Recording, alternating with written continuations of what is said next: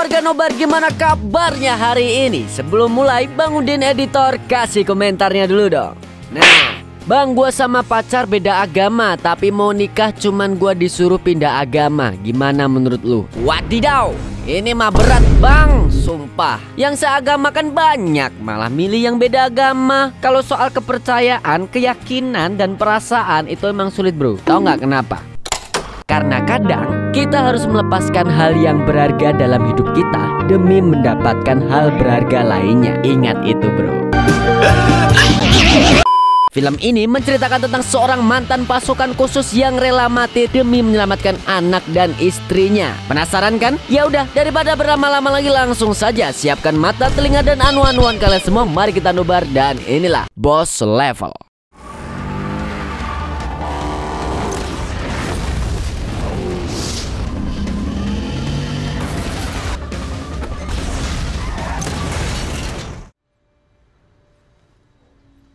Stick around, right? Roy, who's out every night getting hammered and banging him. Sorry, Brett. This is Roy. Roy Brett. Captain. Tell him I'll be there. Remember this. It's Roy in rage. Di awal film diperlihatkan seorang mantan pasukan khusus bernama Roy yang tiba-tiba akan dibunuh menggunakan parang. Anehnya Roy tampak begitu tenang karena ancaman pembunuhan itu rupanya terjadi setiap hari. Roy bahkan sampai hafal dari mana para pembunuh itu datang dan di mana saja ia akan diserang. Tapi satu hal yang tidak ia tahu, sampai sekarang ia tidak tahu kenapa para pembunuh itu memburunya. Falling 4 stories to the screens at date rate volume.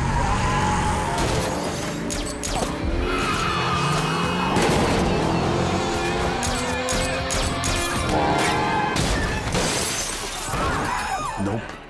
Don't feel bad. Yang membuat semua ini menjadi tidak masuk akal adalah Roy tidak bisa tewas. Misalnya dia tertabrak bis atau mobil yang melintas. Namun setelah itu Roy akan dibangkitkan kembali. Dia akan terbangun di tempat yang sama dan di waktu yang sama. Atau dengan kata lain, waktunya itu terus berulang-ulang. Dan tentu saja Roy akan kembali diserang oleh para pembunuh dengan cara yang sama persis. Parahnya, hal ini terjadi terus-menerus tanpa henti. Satu-satunya orang yang punya jawaban atas tragedi ini adalah Dr. Gemma, yaitu mantan istri Roy yang merupakan seorang ilmuwan. Tapi di setiap Roy mencoba menelpon Gemma di kantornya, ada seorang pria di sana yang selalu menjawab dan mengatakan bahwa Gemma sudah mati terbunuh. Hal itu membuat Roy merasa bingung, dan ketika sedang bingung, lagi-lagi Roy harus terbunuh.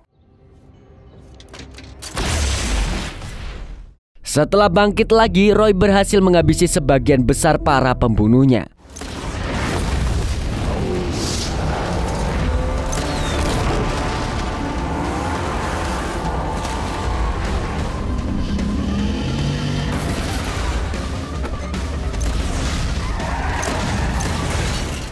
Kemudian ia pergi ke restoran Cina. Di sini Roy menyaksikan kejadian yang sama terus-menerus karena dia mendatangi restoran ini sudah berkali-kali. Sehingga Roy pun hafal dengan semua yang terjadi di restoran itu. Mulai dari seorang ahli pedang wanita bernama Feng yang datang pukul 11 siang, hingga seorang petugas keamanan bernama Dave yang masuk kerja pada pukul 12:30 siang. Semua itu sudah terjadi berulang-ulang. Dan pada pukul 12:47 Roy sudah tahu kalau dia akan didatangi oleh para pembunuh dan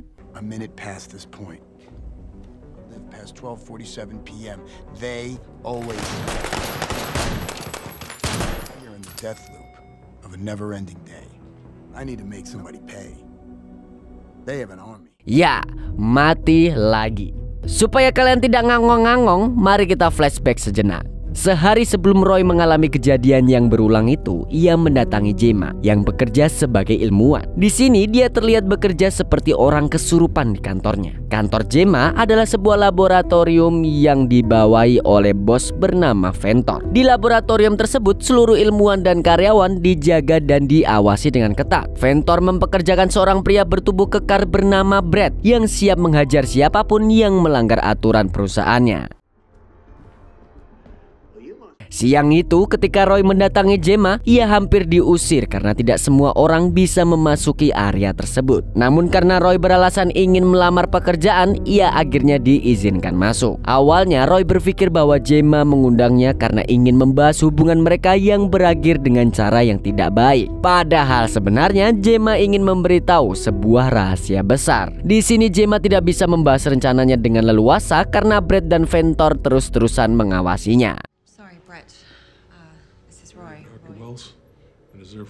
Satu-satunya hal yang bisa dijelaskan oleh Gemma bahwa ia sedang mengerjakan sebuah proyek bernama Spindle. Spindle adalah alat yang bisa digunakan untuk mengulang waktu berkali-kali. Namun benda ini bisa menciptakan kekacauan hingga bisa menimbulkan kiamat. Mau tak mau seseorang harus menghentikan proyek tersebut. Tapi Gemma tidak tahu bagaimana cara melakukannya. Oleh karena itu dia meminta bantuan Roy. Lalu di akhir pertemuan itu dengan nada yang penuh tekanan, Gemma menyuruh Roy untuk membuka kado ulang tahun darinya dan mengingat sebuah nama yaitu Osiris.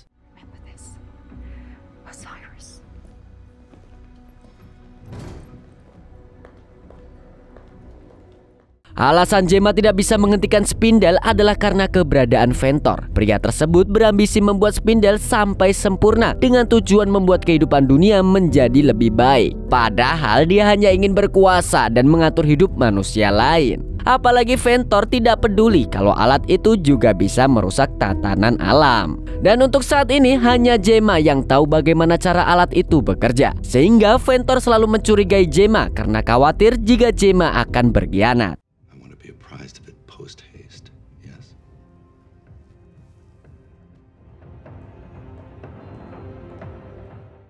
Sementara itu malam hari setelah bertemu dengan Gemma, Roy menghabiskan waktunya di bar langganannya. Roy memang punya kebiasaan minum anggur, sampai bartender bernama Gabriel hafal dengan itu. Malam ini Roy tiba-tiba kepincut sama dokter gigi bernama Alice, yang membuat Gabriel berpikir kalau itu adalah pacar baru Roy. How long have you guys known each other? Then tell us almost nothing. Akan tetapi meskipun Roy tampak bahagia ketika bertemu dengan Alice, Gabriel tahu kalau itu tidak seperti Roy yang ia kenal. Walaupun di luar dia terlihat menyukai Alice, tapi Gabriel tahu kalau Roy sebenarnya masih mencintai Gemma. Dan tidak lama kemudian Gemma pun menelpon Roy. Gemma, you okay? You alright? Yeah, I'm fine, but Di laboratoriumnya, Gemma tampaknya masih mengerjakan sesuatu padahal sudah jam 3 pagi. Gemma ini memang tipe karyawan yang punya banyak job desk, tapi gaji UMR Jogja. Wah, parah. Roy sempat khawatir, namun Gemma mengatakan sesuatu tentang proyek Spindle-nya. Sayangnya Ventor langsung menyabotase telepon tersebut, sehingga Roy pun tidak bisa menangkap penjelasan dari Gemma. Ujung-ujungnya telepon itu terputus dan Roy memilih pulang bersama Alice. Lalu keesokan paginya, Roy dibangunkan oleh pembunuh yang bersenjata parang. Dan sejak hari itu, hidup Roy berubah total. Namun pagi ini setelah Roy mengingat pertemuannya dengan Gemma, Roy seketika mencari kado ulang tahun dari Gemma. Di antara desingan peluru dan tembakan sana-sini, Roy berusaha memaknai isi kado tersebut yang ternyata sebuah buku legenda dari Mesir kuno yang bernama Iset dan Osiris. Setelah mati sekitar 142 kali, Roy sekarang punya tujuan yang jelas, yaitu mencari tempat yang aman untuk membaca buku Osiris tersebut. Kalau biasanya ia pergi ke restoran Cina, sekarang ia duduk di tempat yang sepi dan mencoba menelaah apa pesan tersembunyi yang dikirim oleh Gemma.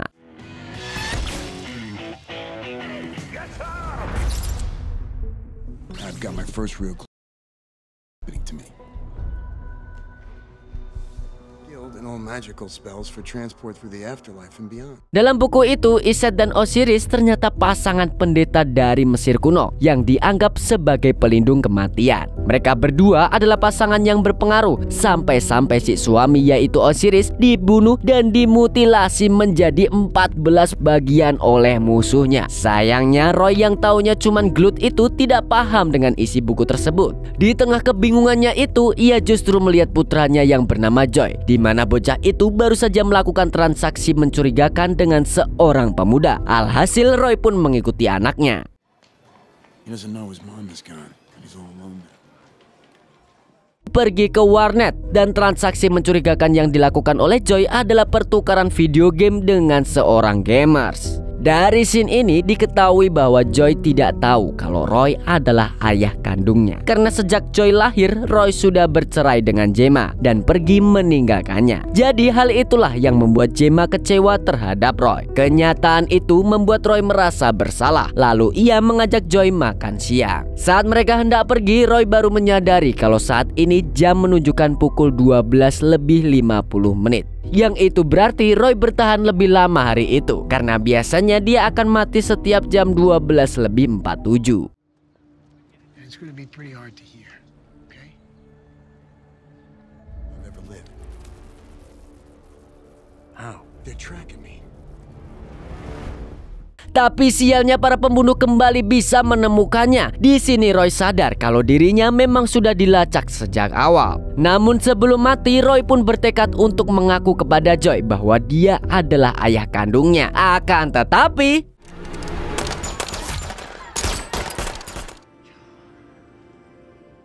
dan setelah Roy tewas, dia lagi-lagi bangkit dan harus menghadapi para pembunuh. Ia bahkan sempat bertanya kepada si pria berparang tentang pelacak yang dipasang pada Roy. Namun pria itu tak bisa menjawab karena sudah babak belur dihajar oleh Roy. Ujung-ujungnya Roy kembali ke restoran Cina dan segera memeriksa alat pelacak di tubuhnya. Sampai akhirnya Roy menyadari kalau Dave adalah petugas keamanan. Maka dengan terburu-buru, Roy langsung menanyakan kemungkinan alat pelacak yang bisa dipasang di tubuhnya.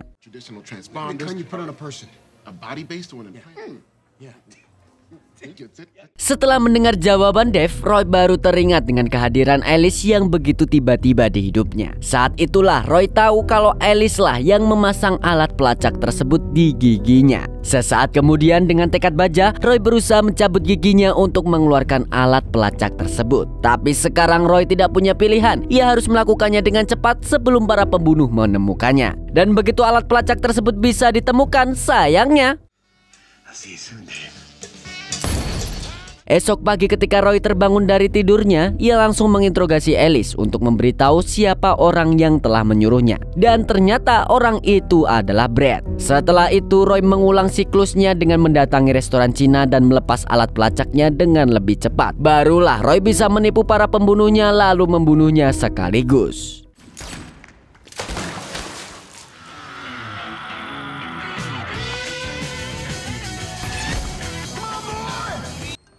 Revenge. Singkat cerita, Roy berhasil tiba di laboratorium milik Ventor. Tapi sialnya,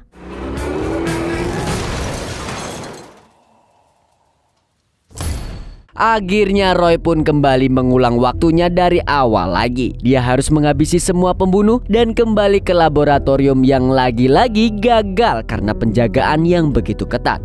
Sampai Roy menyadari ada seseorang pembunuh yang mirip dengannya. Dari situlah Roy menyamar menjadi pembunuh tersebut supaya bisa masuk ke gedung. Itu pun kembali gagal karena ketahuan.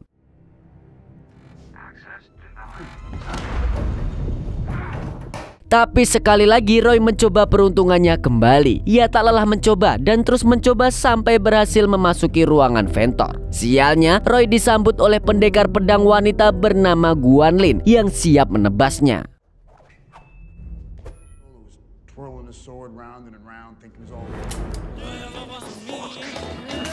Pada percobaan kesekian, pertarungan Roy dengan Guanlin semakin sengit. Sampai di akhir pertarungan, Ventor mendekati Roy dan ingin menebas kepala Roy dengan tangannya sendiri. Tapi sebelum itu, Ventor memuji kemampuan Guanlin yang di atas rata-rata. Setelah itu, Ventor langsung menebas kepala Roy. Blood on your hands. Setelah bangkit lagi, Roy kembali menghabisi semua pembunuh. Lalu kemudian dia pergi ke restoran Cina untuk menemui Feng, di mana dia ingin belajar pedang kepada ahlinya. Awalnya Feng ini merasa keberatan karena ia tidak punya banyak waktu dan akan pulang ke Cina siang itu juga. Namun Roy sendiri tidak masalah jika cuma punya waktu sebentar untuk berlatih. Lagi pula dia akan hidup lagi dan mengulangi waktunya. That makes it a weapon, Roy. That Jian blade is just a flimsy piece of forged steel.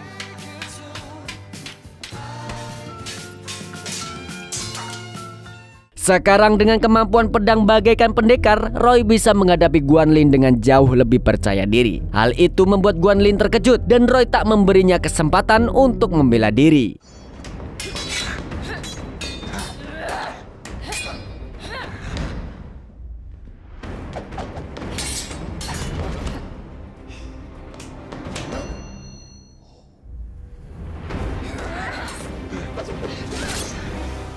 Lagi-lagi kemampuan Roy membuat Ventor dan Brad terkejut. Tapi tidak lama setelah itu, Brad justru jadi korban berikutnya keganasan Roy. Dan kini tinggal Ventor yang belum ditebas. Roy sengaja menyimpan sang raja terakhir untuk digebuki dengan tangannya sendiri. Sialnya di saat Roy menghajar Ventor sampai babak belur, Ventor justru mengingatkan Roy tentang Joy, putranya. Saat itulah Roy baru menyadari kalau nyawa Joy juga ikut terancam. My son, young Joe, is not.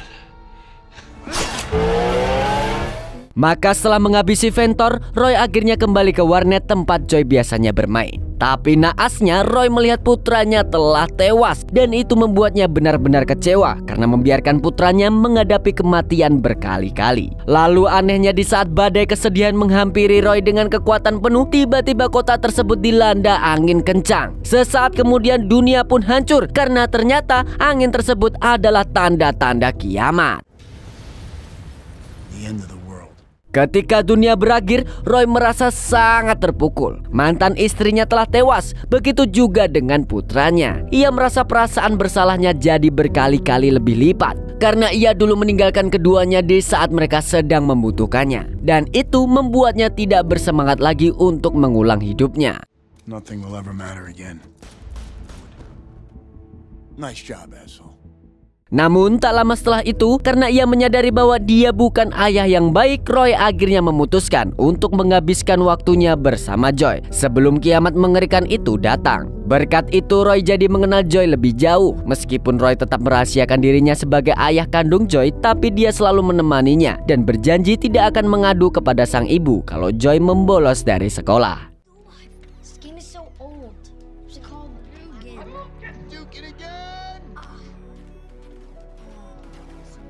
I want it all back. Sekarang waktu Roy terasa lebih berarti. Ia seolah-olah menebus bentuk kehilangan yang dirasakan oleh Gemma dengan menemani Joy sepanjang waktu. Itu pun Roy juga masih khawatir karena Joy belum tahu kalau ibunya sudah tewas. Dan di akhir hari sebelum kiamat tiba, Joy dan Roy sedang duduk santai di taman. Pada saat itulah Joy bercerita kalau pagi ini ibunya sempat menelpon lalu meminta Joy agar menghubungi Roy. Mendengar itu Roy pun terkejut bukan main karena ternyata Gemma masih hidup pada pagi mengerikan itu. Wait, what? On the phone, it was weird. If anything's strange happens, I want you to call me. Dari ponsel Joy, Gemma menghubungi anaknya pukul 7:30 pagi. Itu berarti Roy masih punya kesempatan untuk menyelamatkan Gemma. Tanpa ragu, Roy kembali mengulang waktu supaya bisa menyelamatkan Gemma dan Joy. Hingga akhirnya Roy berhasil menemui Brad dan Ventor yang rupanya belum tahu kalau Spindel telah bekerja. Continue! Sayangnya pagi itu Roy belum bisa menyelamatkan Gemma. Ia sudah tewas di tangan Brad, sementara Brad berusaha menghapus barang bukti rekaman CCTV. Namun dari situ Roy tahu dia punya waktu 14 menit untuk menyelamatkan Gemma lagi. Maka pagi mengerikan di apartemen Roy kembali terulang. Tapi seperti memakai cheat code, Roy mencari cara tercepat untuk tiba di laboratorium milik Ventor. Roy bahkan tidak cuma mempercepat perjalanan, tapi juga melepas alat pelacaknya. Roy berhasil mengumpulkan semua pembunuhnya lalu menghabisi mereka dalam sekali waktu. Bring them all on. Every last one of them.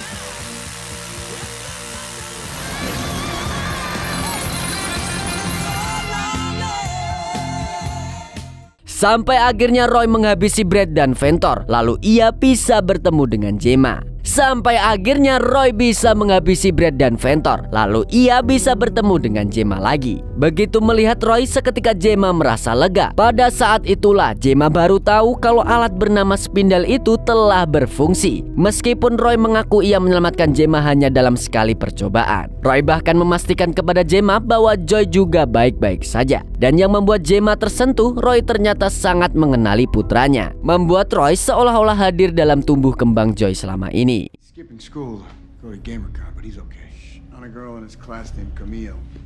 But we Jadi setelah Roy memastikan kalau semuanya aman terkendali, sekarang Gemma menjelaskan cara terakhir untuk menghentikan spindel tersebut. Dari awal Gemma melibatkan Roy dalam penelitian ini meskipun Roy tidak menyadarinya. Untuk itu Roy dianggap sebagai material yang hilang, dan untuk menghentikannya Roy harus memasuki alat tersebut agar waktu tidak berulang sekaligus menunda kiamat. Secara teori itu merupakan satu-satunya cara, walaupun Gemma sendiri juga tidak bisa memastikan apakah cara tersebut akan berhasil. Namun demi menyelamatkan dua orang yang begitu ia kasihi, Roy rela melakukan apapun. Bahkan ketika ia harus mengulang lagi kehidupan yang sama dengan akhir yang mengerikan.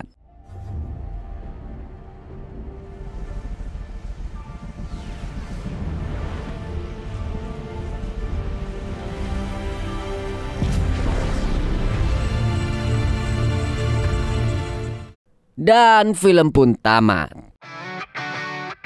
Ya, begitulah perjuangan seorang pria, di mana ia harus menyelamatkan putra dan juga wanita yang ia cintai. Walaupun ia harus sampai 2345,6 kuadrat Celcius sekali. Yang terpenting Gemma dan Joy bisa hidup dengan nyaman. Itulah gambaran pria sejati, bro. Oke, jadi kalian yang sedang terjebak di pacaran-pacaran yang problematik seperti beda agama atau diselingkuhi dan segala macam, atau effort yang setiap hari itu bahasnya effort terus, ya kau bisa menyaring-nyaring dari cerita inilah ya. Dia ambil yang baik, yang nggak baik dilepaskan saja. Jodoh memang di tangan Tuhan, tapi untuk memilih jodoh di tangan kita, bro. Jadi buatlah Tuhan itu menyetujui jodoh yang kamu pilih. Seperti itu. Dan segitu dulu dari Mas Burhan Sang Kicomania. Sampai jumpa di video selanjutnya. Bye bye.